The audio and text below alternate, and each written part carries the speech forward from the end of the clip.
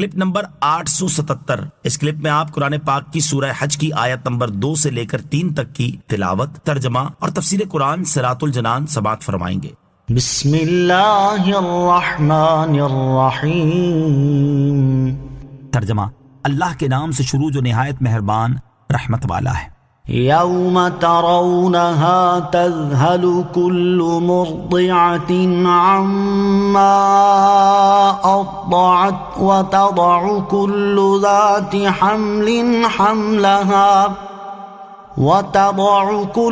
ذات حمل حملها وترى الناس سكارى وما هم بسكارى ولكن عذاب الله شديد۔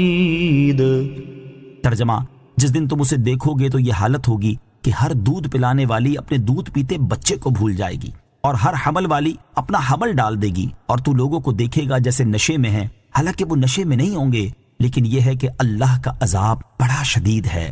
یوم ترونہا، جس دن تم اسے دیکھو گے۔ ارشاد فرمایا کہ جس دن تم قیامت کے اس زلزلے کو دیکھو گے تو یہ حالت ہوگی کہ اس کی ہیبت سے ہر دودھ پلانے والی اپنے دودھ پیتے بچے کو بھول جائے گی، اور اس دن کی ہولناکی سے ہر حمل والی کا حمل ساکت ہو جائے گا، اور تو لوگوں کو دیکھے گا جیسے نشے میں ہیں، حالانکہ وہ نشے میں نہیں ہوں گے، بلکہ اللہ تعالیٰ کے عذاب کے خوف سے لوگوں کے ہوش جاتے رہیں گے، اور اللہ تعالیٰ کا عذاب بڑا شدید ہے۔ وَمِنَ النَّاسِ مَن يُجَادِلُ فِي اللَّهِ بِغَيْرِ عِلْمٍ وَيَتَّبِعُ كُلَّ شَيْطَانٍ مَرِيدٍ۔ ترجمہ: اور کچھ لوگ وہ ہیں جو اللہ کے بارے میں بغیر علم کے جھگڑتے ہیں اور ہر سرکش شیطان کے پیچھے چل پڑتے ہیں۔ وَمِنَ النَّاسِ، اور کچھ لوگ۔ اس سے پہلی آیت میں اللہ تعالیٰ نے قیامت کی ہولناکیوں اور اس کی شدت بیان فرمائی اور لوگوں کو اللہ تعالیٰ سے ڈرنے اور تقوی و پرہیزگاری اختیار کرنے کا حکم دیا، اور اس آیت میں ان لوگوں کا ذکر فرما رہا ہے جو قیامت کا انکار کرتے ہیں۔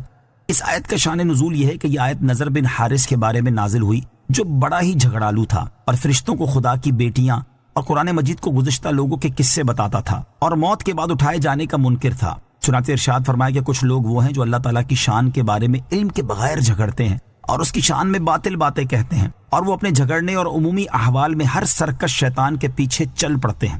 علم کلام اچھا علم ہے۔ اس سے معلوم ہوا کہ اللہ تعالیٰ کی ذات و صفات میں علم کے بغیر بحث کرنا حرام ہے۔ صرف علماء دین تحقیق کے لیے اس کی ذات و صفات پہ بحث کر سکتے ہیں، بشرطے کہ جھگڑا مقصود نہ ہو بلکہ صرف اعتراضات کا اٹھانا اور حق کی تحقیق کا قصد ہو، لہذا علم کلام برا نہیں، اچھا علم ہے۔ وَيَتَّبِعُوا كُلَّ شَيْطَانٍ مَرِيدٍ، اور ہر سرکش شیطان کے پیچھے چل پڑتے ہیں۔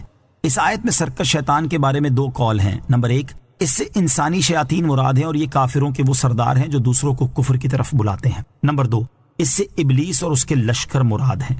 شیطان انسانوں اور جنوں سے نجات کی صورت۔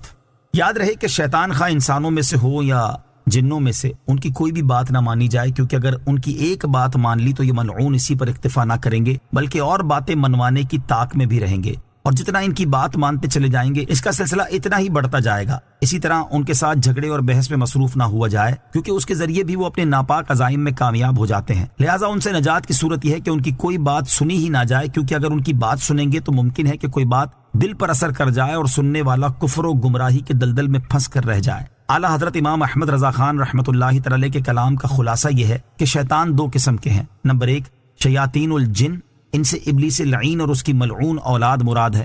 اللہ تعالی ہمیں اور تمام مسلمانوں کو ان کے شر اور تمام شیاطین کے شر سے پناہ دے۔ نمبر 2، شیاطین الانس، اس سے کفار اور بدعتی لوگوں کے داعی اور منادی مراد ہیں۔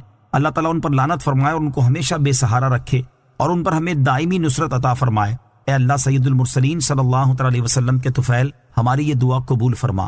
ہمارا رب عز و جل فرماتا ہے، وَكَذَلِكَ جَعَلْنَا لِكُلِّ نَبِيٍّ عَدُوًّا شَيَاطِينَ الْإِنسِ وَالْجِنِّ يُوحِي بَعْضُهُمْ إِلَى بَعْضٍ زُخْرُفَ الْقَوْلِ غُرُورًا۔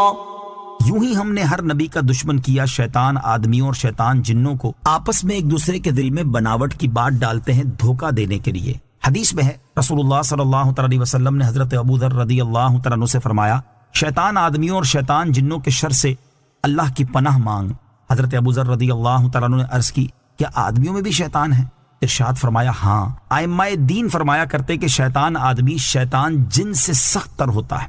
میں کہتا ہوں اس آیت کریمہ میں شیاطین الانس کو مقدم کرنا بھی اس طرف اشارہ کرتا ہے کہ شیطان آدمی شیطان جن سے سخت تر ہوتا ہے۔ اس حدیث کریم نے جب شیطان وسوسہ ڈالے اتنا کہہ کر الگ ہو جاؤ کہ تو جھوٹا ہے، دونوں قسم کے شیطانوں کا علاج فرما دیا۔